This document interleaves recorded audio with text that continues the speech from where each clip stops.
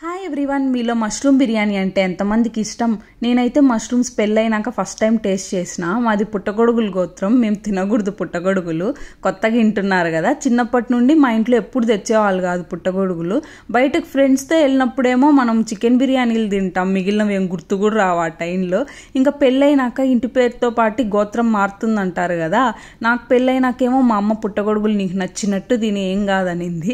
అమ్మలంతా ఇంతే ఏమో కదా. పెళ్ళికి ముందేమో హాస్టల్లో వార్డెన్ లాగా స్ట్రిక్ట్గా ఉంటారు, పెళ్ళైనాకేమో బెస్ట్ ఫ్రెండ్ లాగా ఫ్రీగా ఉంటారు. నేను ఫస్ట్ టైం మష్రూమ్స్ తిన్నప్పుడు అంత టేస్ట్ అనిపించలేదు నాకు.